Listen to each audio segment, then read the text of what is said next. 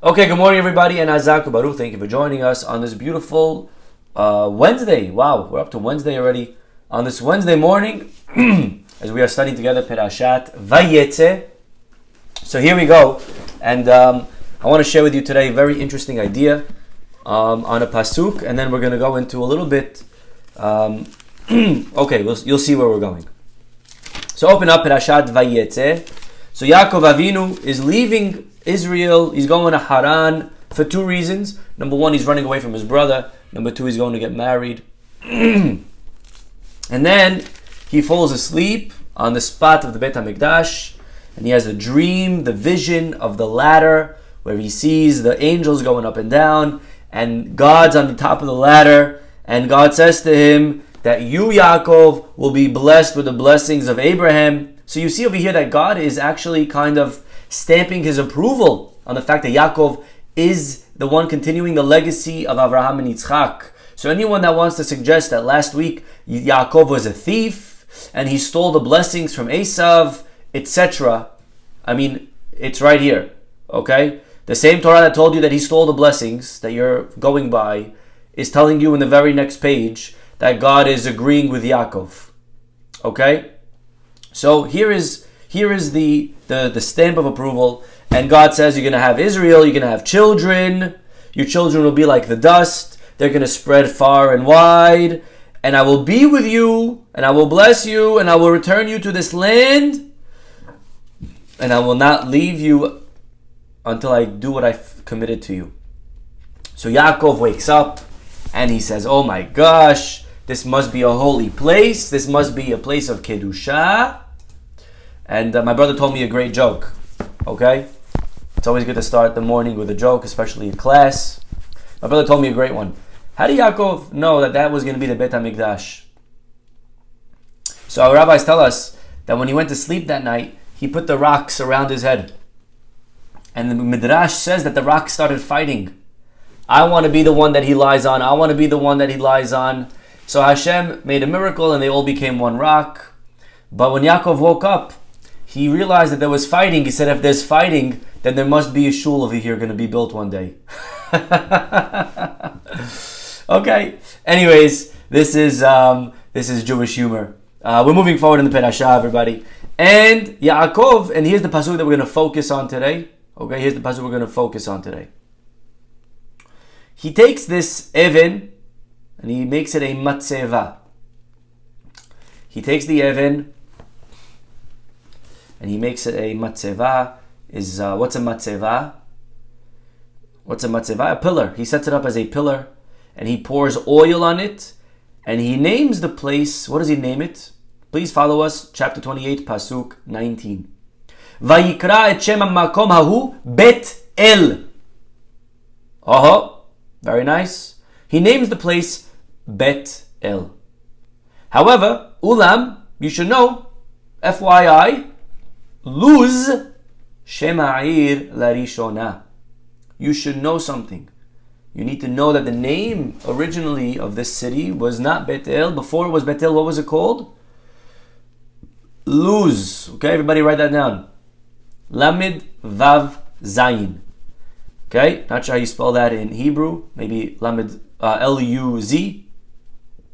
Okay. No, Matzeva is not specifically a gravestone. Okay. Matzeva over here is as a pillar. Okay, so he makes a pillar and he calls the city Bet El. But just in case you were wondering, because I know this question is bothering all of you, and you're not going to be able to serve God properly unless I clarify this for you. You should know that it was before Bet El what it was called, because I know that question's killing all of you. It was called Luz. Just letting you know. And the Torah, thank God. Thank God the Torah told us that it was called Luz. You know, who cares? Who cares what it was called? Why is it important? Does it matter if it was called Luz or, Alabama? What does it matter what it was called? It was called whatever it was called. Today it's called Bet El. That's all that matters. Torah is telling us now unnecessary information. And today I want to go into this. And Torah doesn't always do that. When there's a name, it doesn't always tell us what it was called before. Sometimes it does, and every time that it does, we need to ask ourselves, why is Torah telling this to us? Is it important? Would I have not been able to function normally as a Jew and as a citizen if I didn't know what it was called before? Is this giving me any new information? Is the Torah clarifying for me something that now, Baruch Hashem, oh wow, what a question. We now know what it was called. Woo! I don't know how we gotten around that one. We would have been stuck forever. Baruch Hashem, we have clarity now. Luz. That's what finally, right? Is it relevant? Does it matter what it was called? Okay, this is the question that we're going to go into today. Okay, everybody ready? Fasten your seatbelts. And we're going to go today actually to a lot of different sources. So first we're jumping today to the Midrash in Bereshit Rabbah. This is the Midrashim on the book of Genesis, chapter 28. The Midrashim do not follow the story of the chapters in the Midrashim, don't follow the chapters in the Tanakh. So it has nothing to do with chapter 28 of Tanakh, which by the way happens to be our chapter that we're learning in Vayetze, but it's not what Bereshit. But over here it's going on the story of Noach, okay? So chapter 28 in the book of Midrash Rabbah, and God says, I'm going to destroy everything. So the Midrash goes over here into an interesting conversation that once upon a time took place between Rabbi Adrianus, Hadrian. Anyone heard of Adrianus? Okay, Hadrian and the famous Rabbi Yehoshua ben Hanania. Okay, here is a conversation. Hadrian asks Rabbi Yehoshua ben Hanania, Mehechan HaKadosh Baruch Hu metzitz et ha'adam le'atid lavo. Please tell me, from where will God resurrect man in the time of the resurrection?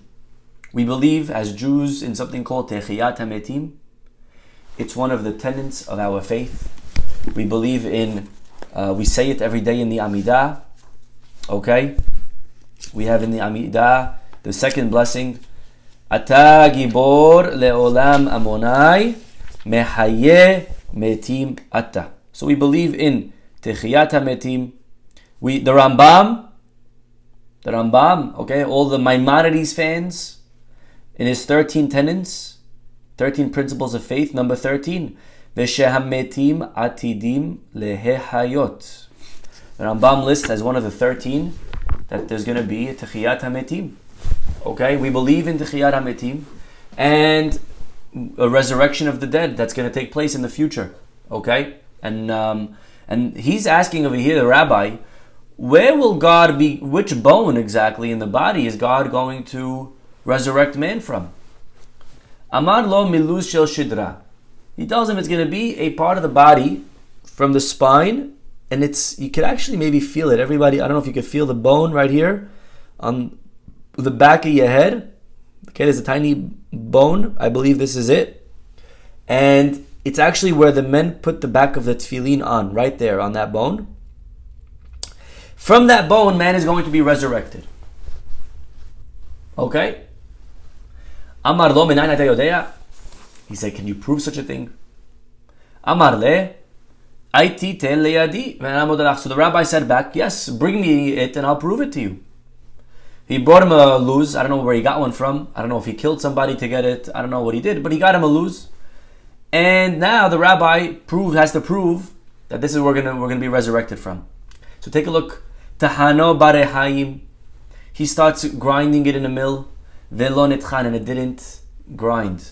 Srafo ba'esh, he tried to burn it. Velo nesraf, and it wouldn't burn. Netano b'mayim, put in water. Velo nemhe, it didn't decay, dissolve. Netano has-sadan, she started banging on it with a hammer. Nehlak has-sadan, v'nifkah patish. The hammer broke. Velo hasar kelum. And nothing happened to this piece of bone. Very interesting Gemara. And obviously we wonder what's so special about this bone that it does not rot. Why is it that this bone doesn't decay, and it's from here that man is going to be resurrected from in the times of Techiyat HaMetim. So today, let us study about a very interesting mitzvah. Okay, I'm not sure if it's a mitzvah that we're aware of. Some of us for sure are. Some of us may not be. But I want to talk to you today about a mitzvah that first appears in Masechet Shabbat, page 119, and we'll see how the halacha slowly evolved. The Gemara says in page 119, Masechet Shabbat, Amar Rabbi Elazar, says Rabbi Elazar, Le'olam yisader adam shulchano be'erev Shabbat. A person should always have his table set on Friday night with all the preparations of an important feast. The Amar Rabbi Hanan continues, Rabbi Hanan, Le'olam yisader adam shulchano be'motza'ei Shabbat. A person should as well make sure to set up his table on Saturday night. What's Saturday night? Even though you're only going to eat a small amount, make sure you set up your table. And the Gemara concludes and says, Hamin b'motza'ei Shabbat melugma.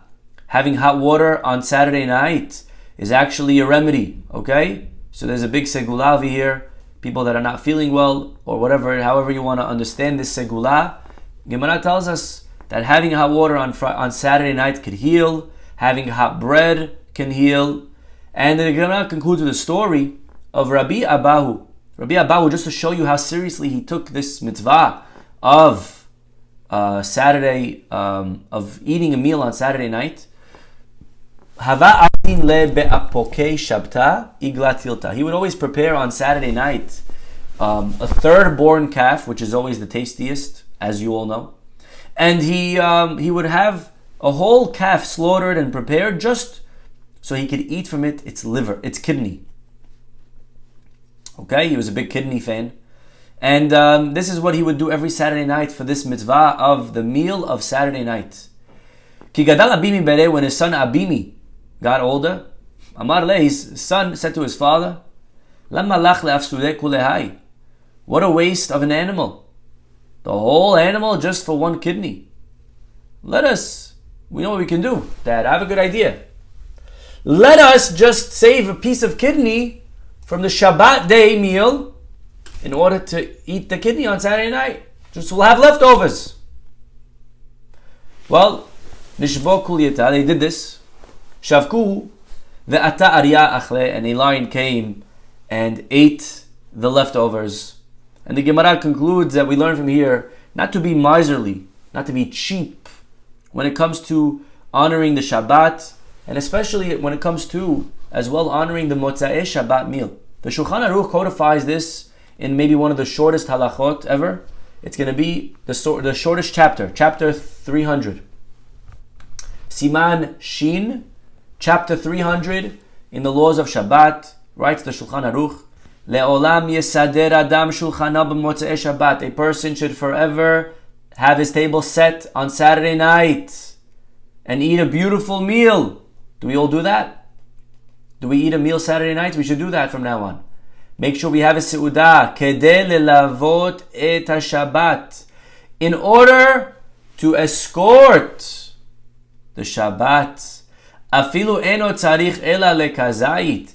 Even if all you plan on eating is a kazait, a tiny amount, a person should always train themselves to have the meal, have a table set on Saturday night. The same way when the queen arrives, the same way when Shabbat enters, we welcome the Shabbat. So too, when the Shabbat is leaving, one needs to make sure to escort away the Shabbat Malkah. Now, Ariel says that the nefesh, which is the extra soul that we get on Shabbat, okay? On Shabbat, I'm not sure if we knew this, but on Shabbat we get an extra neshama. Okay, neshama yetera. Okay, don't worry, you don't gain weight or anything. But we get an extra neshama every Shabbat. The Arizal says that the neshama doesn't leave until after this meal. And therefore, one should make sure, again, this is not a halacha.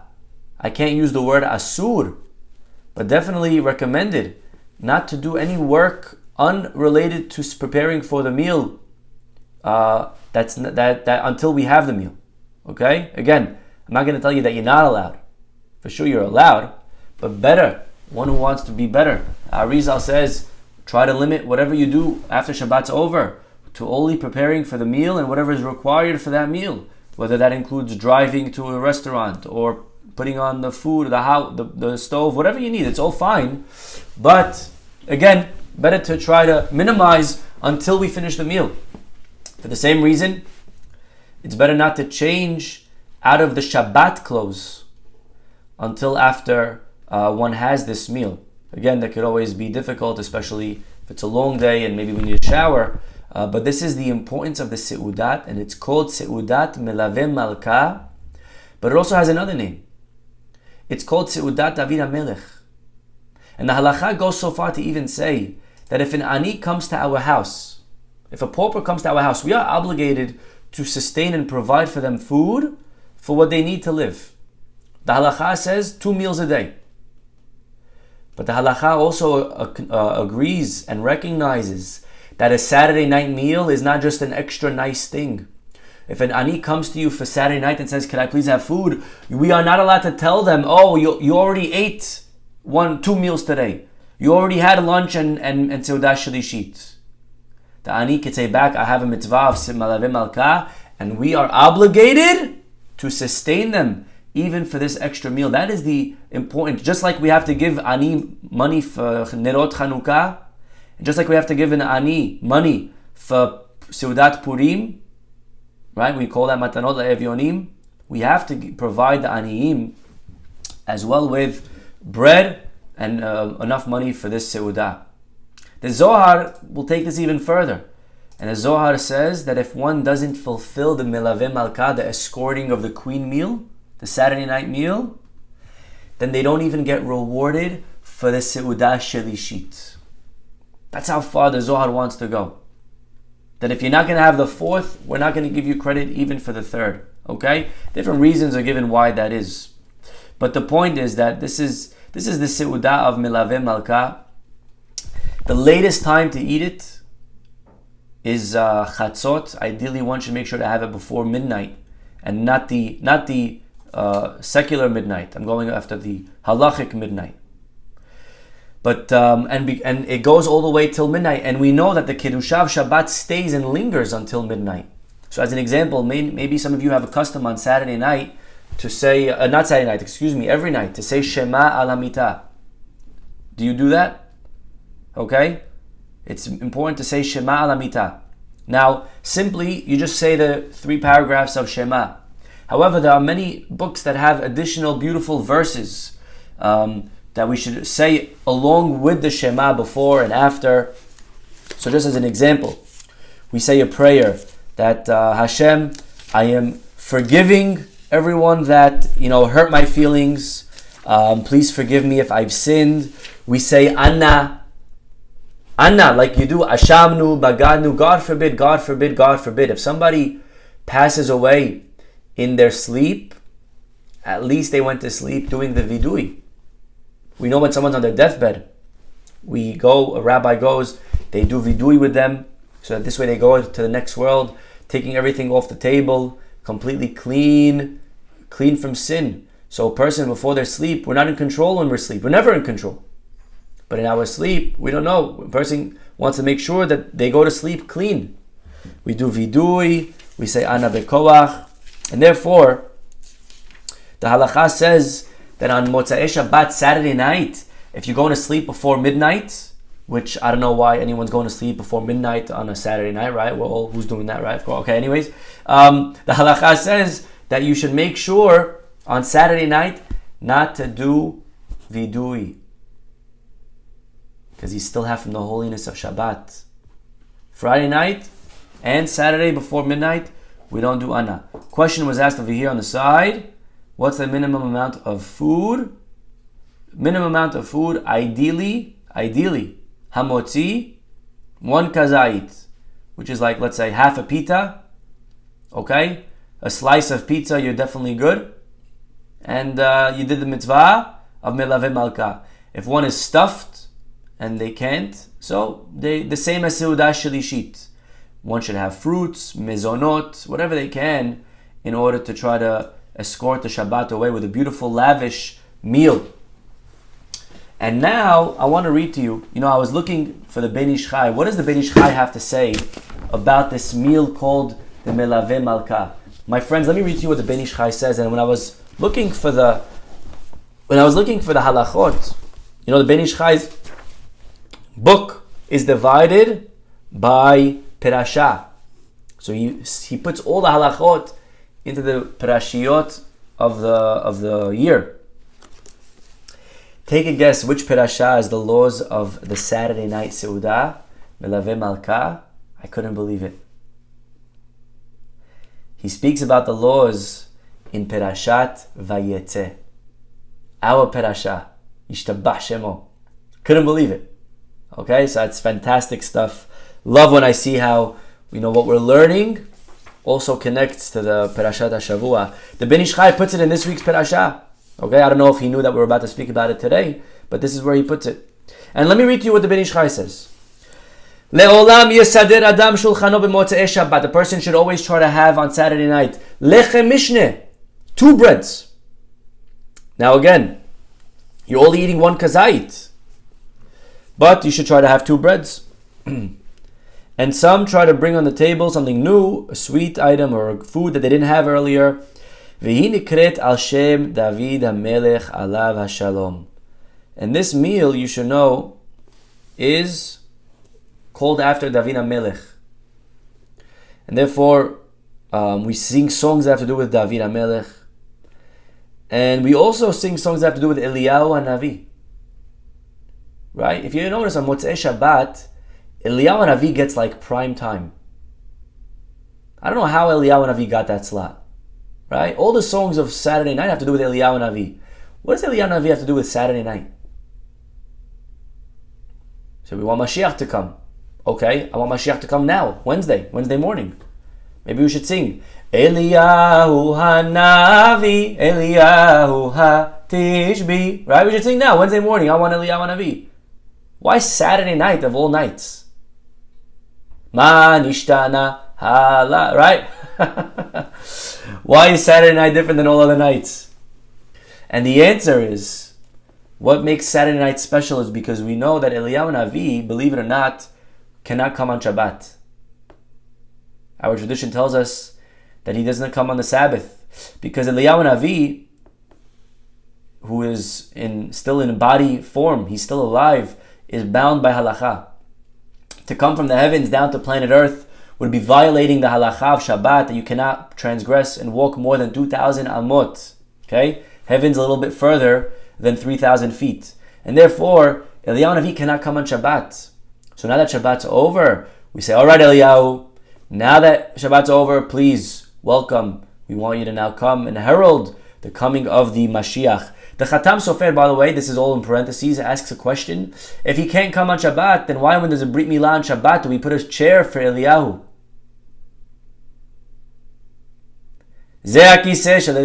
Why? He can't come on Shabbat. So the Khatam Sofer answers this question. And he said it depends if he's coming in body form or in spirit. When he comes in spirit, he's not bound by halacha. He could come on Shabbat. So when he comes to the bris, he's coming in spirit. But when he comes to herald the Mashiach, he's going to come in body. And he's going to be bound by the halacha. So therefore he cannot come on Shabbat. So we have Eliyahu who's going to come along and announce the arrival of Mashiach. By the way, every time that there was a redemption of the Jewish people, the Jews were always redeemed with an Aleph and a Mem. For example, Aharon and Moshe, Aleph Mem. In Purim, Esther and Mordechai, Aleph Mem.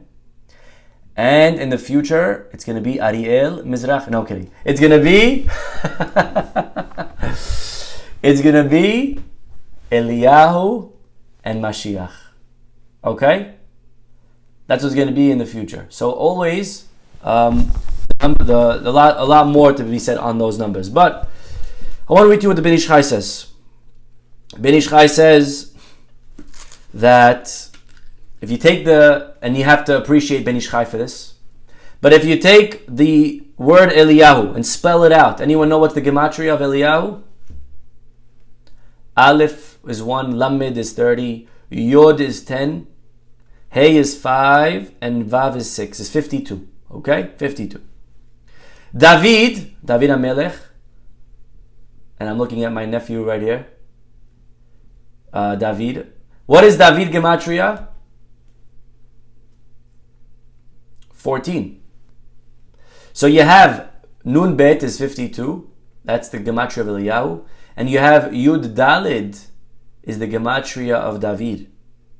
And says the Ben Ish Chai, if you add those 4 letters together, Nun Bet, which is 52, and Yod Dalid, which is 14, you get the word Nadiv. And with this he explains a pasuk in Mishle. Shlomo HaMelech says in Mishle, Rabim Yehalu Penei Nadiv. If you're familiar with this pasuk, many will try to court the favor of a great man. Okay, there's a great man, people try to be friendly with him. Vechol hareya leish matan. But everyone is friends with the ish matan, with the one who gives gifts. So that's the simple reading. That many try to friend a great man, and everyone's the friend of a giver of gifts. The Ben Ish Chai explains it according to what he wants to say over here. Hakol metzapim, everyone's waiting. Rabim yehalu penei nadiv, everyone's waiting for the nadiv, for Eliyahu and David. We're all waiting for Mashiach. However, the only way it will come is, like the pasuk ends off, vechol hareya leish matan. If we want Mashiach to come, we need to make sure that we have re'ut, like ve'ahavta l're'acha. Re'ah is a friend. So number 1, we have to have unity, achdut, vechol hareya leish matan. Along with matan is the mitzvah of tzedakah. So if we want Mashiach, we need to make sure that we have achdut, and we also have tzedakah. You know, when Yaakov Avinu gets to the well, he says to the shepherds, Hen od ayom gadol. You know, the day is still very, very long. Why are you guys coming? Why are you bringing in the sheep as if the day's over? You still have time today. And lo ete asef hamikneh. It's not time yet to bring the sheep in. So there are many ways of trying to explain what exactly is Yaakov trying to do here. Why is he butting in his business to the shepherds? One of the reasons is, I saw a beautiful idea, that just don't forget, the day before, the sun set early for Yaakov so that he could go to sleep right there by the Beit HaMikdash. So maybe the shepherds were under the impression that it's daylight savings. So they thought that today as well, the sun's going to set an hour earlier than it was. And that's what Yaakov says. No. We still have more time in the day. What happened yesterday was a one-time exception. That's a very nice idea. But I saw over here something beautiful. You know, every letter in the Aleph Bet has a partner, and I'll explain what I mean. We have in the single digits, there's the numbers 1 through 9. If you add them up, each one equals 10. 1 plus 9 is 10. 2 plus 8 is 10. 3 plus 7, 4 plus 6. Every single one has a partner, except for which letter, which number? The number 5. 5 doesn't have a partner. 5 is by himself. The same is true with the double digits. 10 and 90, 20, 80, 30, 70, 60, 40. The number 50 has no partner. So the number 50 is also by himself. In Hebrew, which letter is the number 5? The number 5 is He. And which letter is the number 50? 50 is the letter Nun. He and Nun. And what Yaakov is saying and teaching us, Hen, if we are Hen, if there's separation, if we're alone as Jews, and there's no Achdut, if we're Hen, then Lo et asef hamikneh. Then the sheep, which is us, will not be able to be gathered in order to greet the Mashiach. So Yaakov Avinu is teaching us a beautiful lesson of how careful we have to be in order to make sure that we're not Hen, but that we are also going to be united with each other, not alone and separated from other people. And this goes back to what we spoke about yesterday and constantly, how Kedusha is achieved by specifically being with other people, not by being isolated from those around us. So says the Ben Ish Chai, if we want Nadiv, we have to make sure that we have Reya and Ish Matan. Okay. Now the Ben Ish Chai continues.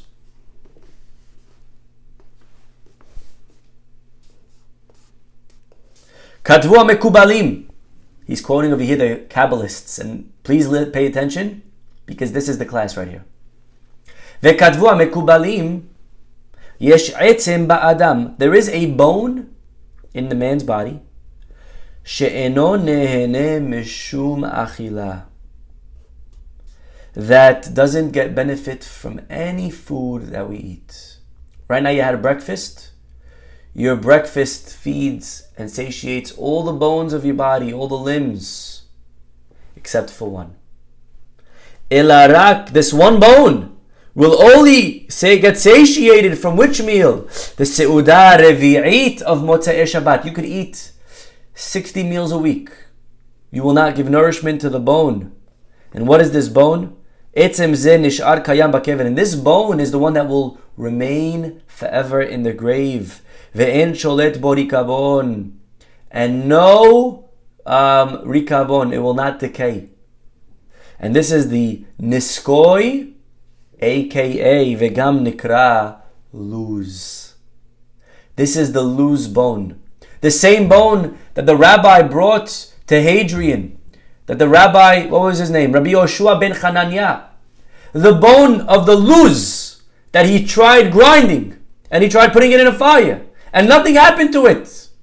Says the Ben Ish Chai. You know that bone? You know where it gets its nourishment from?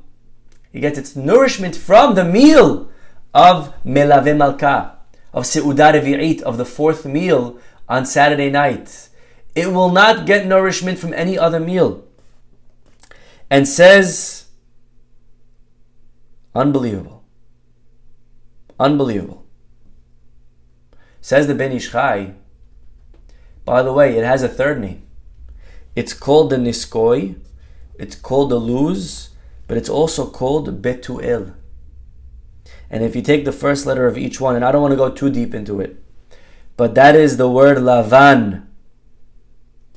And if you take the last letter of each one, it's the last letters of Yisrael, Yaakov, Yeshurun. And okay, a lot of more stuff. But from this bone, man will be resurrected. And now we understand why. Please pay attention. This is very key. Now we understand why this bone is the one that's going to last forever.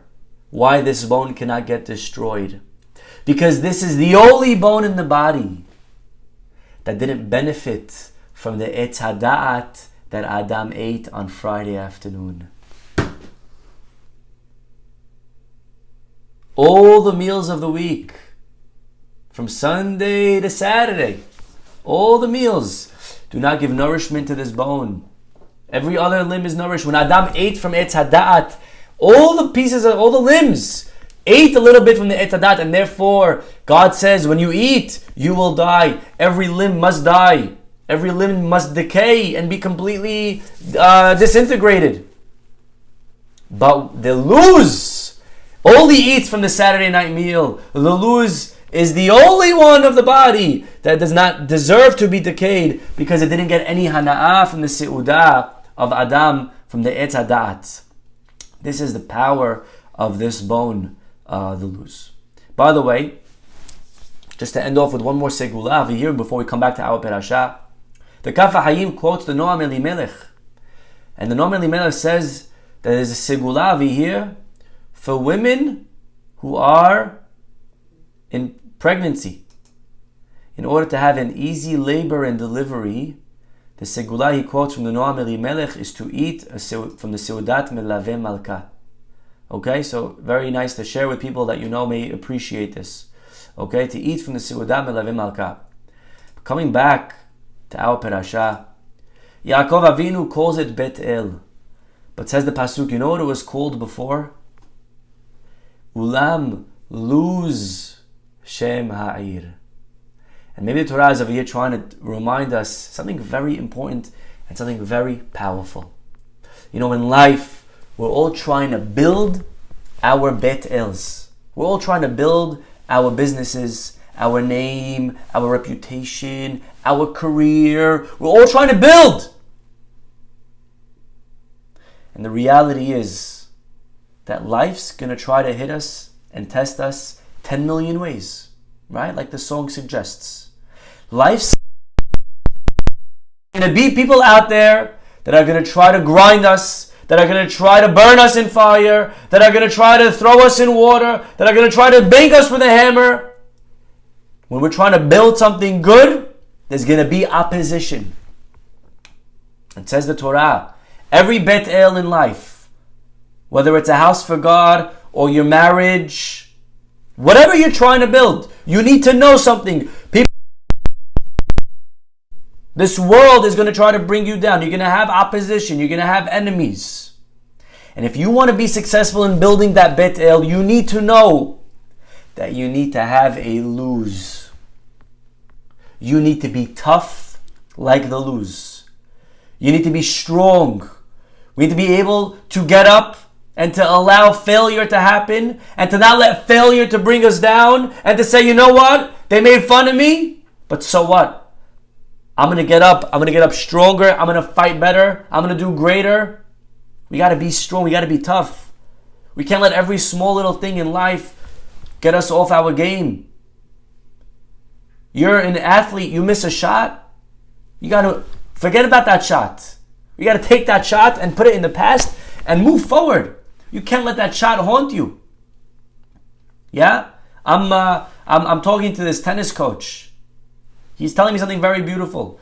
You miss a ball, that gets in your head. You gotta let go of that shot that you missed. Get back in this shot. He told me something very simple, but very beautiful. Again, I don't know if you care about this, if you're not a tennis player, but again, I think we could apply it to everywhere. Bounce, hit. Bounce, hit. When the ball bounces, just say bounce. When you hit it, say hit. Look at the ball bounce, look at the ball hit. Think about this shot and this shot only. Don't worry about what you did. Don't worry about the mistakes. Don't worry about the other people. Don't worry about in life, we got to be able to take all the people that are going to try to pull us down and to move forward. Lose. We got to be strong. We got to have resilience. I was talking to somebody the other day, and they're going out with someone, love of their life, and calls me up, Rabbi, it's over. Whoa, why is it over? He's like, she doesn't appreciate me. She doesn't respect me. She's telling her mother about something that I said. And the mother's calling my father. And she's butting in her business. And this and that. And let's call him Joe. I said, Joe, relax. You're getting married to her. You love this girl. She loves you. You got into a fight. Mazal tov. That's what my wife's teacher used to say. When you get into your first fight, mazal tov. Now you're married. You know, you need to learn sometimes in life, we need to learn how to fight. We need to learn not just how to get along, but also how to fight and move forward from it and be able to reconcile. We need to learn how to lose. No pun intended. We need to learn how to get hit. And it's okay. You get into a fight. You're going to make a mistake. You're going to go on a date. You're going to say something dumb. The guy's going to break up with you. The girl's going to break up with you. All right. You learn from the mistake. Mourn. I'm not saying that we should be completely just, not in touch with our feelings.